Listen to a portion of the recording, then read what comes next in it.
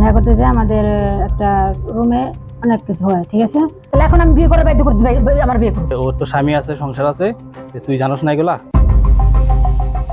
Social মিডিয়ার চার দেয়ালের প্রেম যখন বাস্তবের উঠোনে এসে আছড়ে পড়ে তখন পরিণতিটা ঠিক কেমন হয়? নেত্রকোনার দুর্গাপুরে ঠিক এমনই এক রুদ্ধশ্বাস পরিস্থিতির সৃষ্টি হয়েছে।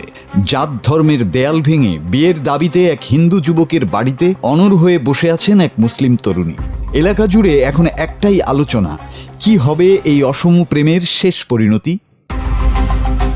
গল্পের শুরুটা আজ থেকে প্রায় 4 বছর আগে। রাজবাড়ির মেয়ে মিতু আক্তার আর দুর্গাপুরের পূর্ব কাকুডিগড়া গ্রামের অন্তু চক্রবর্তী। দুজনের দেখা হয়েছিল কোনো রাজপথে নয়, বরং ভার্চুয়াল দুনিয়ার জনপ্রিয় প্ল্যাটফর্ম টিকটকে।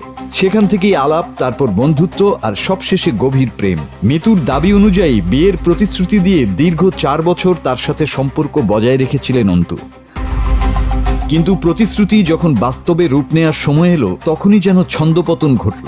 গত বৃহস্পতিবার রাতে হুট করেই অন্তু চক্রবর্তীর বাড়ির দরজায় এসে হাজির হন মিতু। সাফ জানিয়ে দেন, হয় বিয়ে নয়তো মৃত্যু, এর বাইরে তার আর কোনো পথ নেই।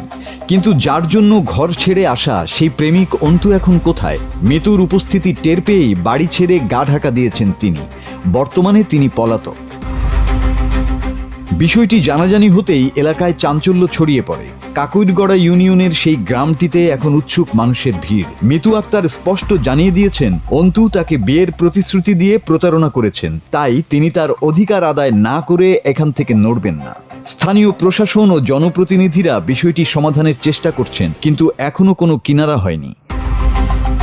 টিকটকের সেই রঙিন স্বপ্ন কি শেষ পর্যন্ত মিতুকে তার ঘর এনে দেবে, নাকি ধর্মের বেড়াজালে হারিয়ে যাবে আরও একটি প্রেমের গল্প?